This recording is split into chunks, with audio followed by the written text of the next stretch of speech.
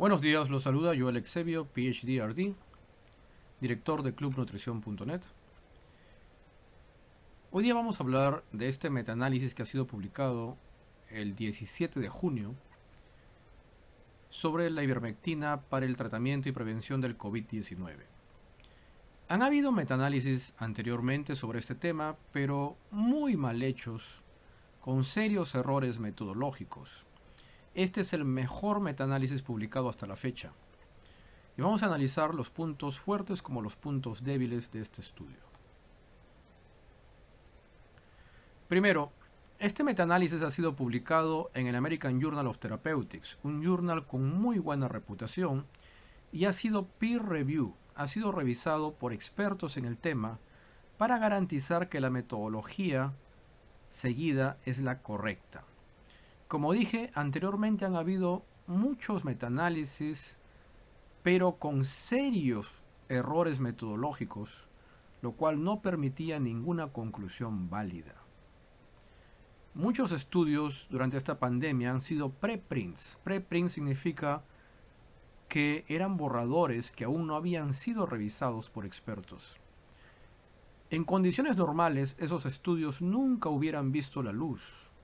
Lamentablemente, la prensa ha hecho popular estudios con serios errores metodológicos, cuyas conclusiones no tienen validez alguna. Este es el mejor metaanálisis hecho hasta la fecha. ¿Y qué concluye este estudio? Probablemente la ivermectina reduce la mortalidad en 62%, probablemente reduce la transmisión, es decir, la infección, en 86%. Quiero recalcar la palabra probablemente. En ciencias médicas nunca se puede probar algo con 100% de seguridad. Solo tenemos una probabilidad, lo cual quiere decir que siempre hay un margen de error. No hay ningún tratamiento que sea 100% efectivo y ningún estudio nunca puede probar definitivamente algo. ¿Qué es un metaanálisis? Los estudios hechos hasta la fecha, estudios clínicos, se han hecho en poblaciones muy pequeñitas, muestras muy pequeñas. Un estudio clínico tiene que tener un grupo de intervención que recibe el tratamiento, en este caso la ivermectina, un grupo control que no recibe tratamiento o que recibe un tratamiento alterno, distribución aleatoria de los participantes entre los dos grupos, lo cual garantiza que los dos grupos son iguales. Si tenemos grupos desiguales, no podemos concluir nada. Por ejemplo, supongamos que un grupo recibe ivermectina, pero al mismo tiempo este grupo no es obeso. Y otro grupo no recibe ivermectina, pero este grupo sí es obeso. Ahora no sabemos si los resultados son debido a la ivermectina o debido a la obesidad, porque los dos grupos son diferentes. Es por eso que es necesario que haya una distribución aleatoria de participantes entre los dos grupos para que sean iguales y podamos realmente concluir con validez. Otro punto importante es que los estudios tienen que ser doble ciegos, es decir, o a veces triple ciegos, es decir, ni el paciente, ni el doctor, ni la persona que hace la estadística tienen que saber quién está recibiendo el tratamiento y quién está recibiendo el placebo.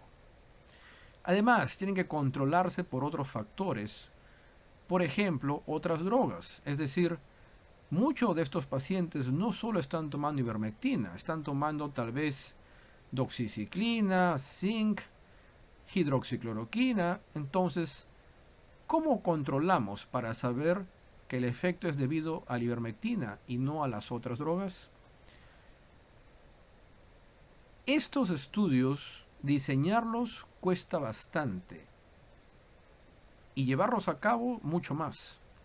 Hay que controlar muchos factores para poder tener una conclusión válida. Lamentablemente, todos estos estudios que han seguido estas metodologías son muy pequeños. porque han sido conducidos por los propios doctores, por las propias clínicas o por los propios hospitales con recursos económicos muy limitados.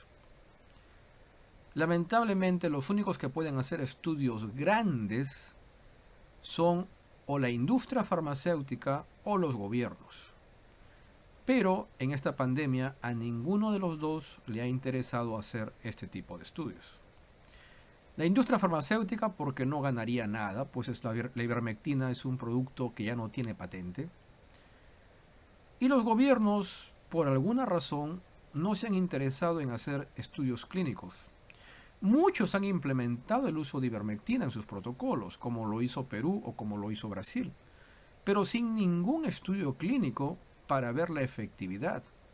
Lo que hicieron fue estudios epidemiológicos, pero no clínicos, que lamentablemente no dan ninguna evidencia concreta sobre la efectividad del tratamiento. Entonces, si tú tienes un estudio tan pequeñito, por ejemplo, 180 pacientes, hecho en una clínica, lamentablemente la muestra es muy pequeña y por lo tanto tienes muy poco poder para encontrar diferencias significativas. Aun si las encuentras, como solo se hizo en una clínica, los resultados solo son válidos para esa clínica y no se puede extrapolar a otra clínica o a otro hospital, mucho menos a otro país o a otra población. ¿Cómo arreglamos este problema? Pues haciendo un metaanálisis. ¿Qué es un metaanálisis? Es agarrar todos estos estudios pequeñitos y juntarlos, de tal forma que aumentamos el tamaño de muestra y tenemos más poder para encontrar diferencias. Pero no solo eso, sino que al juntar estudios hechos en diferentes partes del mundo, ahora sí podemos generalizar. En un metaanálisis se incluyen estudios positivos y estudios negativos, es decir, estudios que encontraron que la ivermectina sirvió y estudios que encontraron que no sirvió. Y se puede hacer una conclusión más fuerte. Como mencionamos anteriormente, esto ha sido publicado en el American Journal of Therapeutics, un journal con mucha reputación y ha sido revisado por pares, por expertos en el tema, para garantizar la validez de la metodología. Como sabemos, la ivermectina es un antiparasítico con propiedades antivirales y antiinflamatorias, pero hasta ahora no tenemos evidencia de que sea efectivo contra el COVID-19. Es de muy bajo costo, es un genérico, la patente ya expiró hace muchos años y por lo tanto es un tratamiento que de ser efectivo sería fácilmente implementado. Lamentablemente, como mencionamos anteriormente, los estudios han sido financiados por los propios practicantes, por los propios médicos o por las propias clínicas y por lo tanto son muy pequeños. En este metaanálisis se ha usado la metodología GRADE. Es una metodología establecida por el Cochrane Library de Inglaterra, que es una de las máximas autoridades en investigación. Y da diversos niveles de evidencia, muy baja, baja, moderada y alta, según la calidad de los estudios que se incluyan en el metaanálisis. Por ejemplo, si los tamaños de muestras son pequeños, pues lógicamente que el nivel de evidencia disminuye. Si los estudios no han controlado por el uso de otras drogas, además de la ivermectina, el nivel de la evidencia disminuye, etc. Se incluyeron 24 estudios en este metaanálisis para una muestra total de 3.406 pacientes.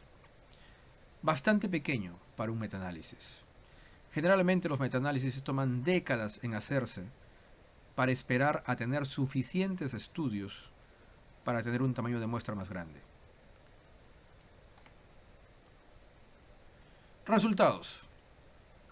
La ivermectina reduce el riesgo de muerte en 62% comparado con no ivermectina. 15 estudios fueron usados para evaluar esta hipótesis, una muestra de 2.438. Otra vez, bastante pequeño para un metaanálisis.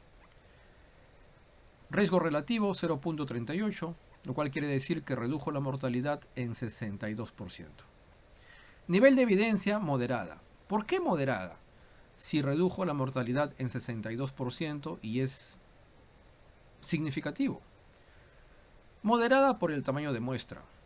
Sigue siendo 15 estudios y 2.438 pacientes muy pequeño para tener una conclusión fuerte. La mortalidad en el grupo que usó ivermectina fue de 2.3%, en el grupo que no usó 7.8%. Es decir, hay gente que usó ivermectina y a pesar de eso murió. Como dije anteriormente, no existe ningún tratamiento que tenga 100% de efectividad. Profilaxis, es decir, para prevenir la infección. Solo 3 estudios cumplieron con los criterios de inclusión para una muestra de 738. La ivermectina redujo la infección o el contagio o la transmisión en 86%. Bastante significativo desde un punto de vista estadístico, pero con un nivel de evidencia baja. ¿Por qué bajo? Por el tamaño de muestra, solamente 3 estudios. Entonces, si bien es cierto, este es el mejor metaanálisis hecho hasta la fecha, con una metodología bastante rigurosa, también es cierto que los niveles de evidencia aún siguen siendo moderados o bajos. ¿Por qué? Principalmente por los tamaños de muestra. Los estudios son muy pequeños. Sin embargo, esto amerita que se haga un estudio grande. Y como ya dije anteriormente, los únicos que pueden hacer ese estudio son o la industria farmacéutica, que ya sabemos que no lo va a hacer, o los gobiernos, que tampoco tienen interés en hacerlo, o las universidades. Y estamos esperando de que alguna universidad tome la iniciativa y se decida ellos mismos a financiar y hacer un estudio grande que pueda de una vez por todas dar un nivel de evidencia alta y poder tener una respuesta más clara de si la ivermectina puede ser usada o no para el tratamiento o para la profilaxis en el COVID-19. Saludos a todos.